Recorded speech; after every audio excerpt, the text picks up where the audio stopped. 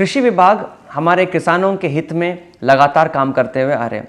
ग्राम प्रधान के माध्यम से किसान मेला लगवाया ब्लॉक स्तर पे भी, उसके साथ साथ किसानों के साथ सादर नमस्कार। मैं इंद्र नारायण केसरवानी, ग्राम बैगों फतेहपुर। मैं खेती तो बहुत दिनों से करता चला आ रहा हूँ, जिसमें उत्पादन लागत बहुत बढ़ रही है और आमदनी उससे बहुत घट रही है और फसलों पर बहुत बड़ा बुरा असर पड़ रहा है। दाने भी छोटे हो रहे हैं अधिक उर्वरक से।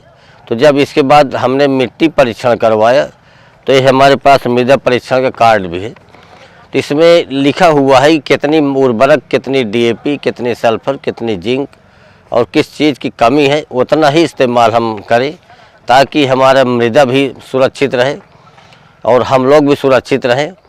तो सभी किसान भाइयों से हम तो यही सुझाव दे रहे हैं कि समय समय पर अधिकारियों की बात माने और मृदा परीक्षण करवाएं, जिससे उत्पादन लागत कम हो जाए और आमदनी अधिक से अधिक बढ़ जाए। इस तरह से तो खेती तो बहुत दिनों से किया, तब पहले मैं सुन ही रहा था कि हाँ इतना इतना ऐसा करना है।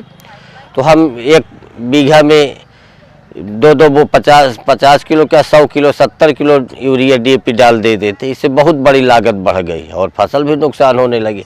किंतु जब अधिकारियों के सुझाव हमें मिले तब उनके हिसाब से हमने खेती इस वर्ष तो खेती की है, तो हमको बहुत बड़ा रिस्पांस मिला। और देखिए इसकी गेहूं की बाल 6-6 इंच बाल हो गई हैं, इससे कम नहीं है और बहुत बढ़िया गेहूं की उत्पादन होने की संभावना है। और देख इस तरह से तो आप लोग भी अधिकारीगण की बात माने और समय समय पर इसका ध्यान दें और उसी कार्ड के हिसाब से हम मृदा परीक्षण करवाएं ताकि उत्पादन लागत भी कम आ जाए और हमारी फसल भी अच्छी हो जाए, हम रोगग्रस्त से भी बच जाएं। लगातार वार्ता करना शुरू कर दिया।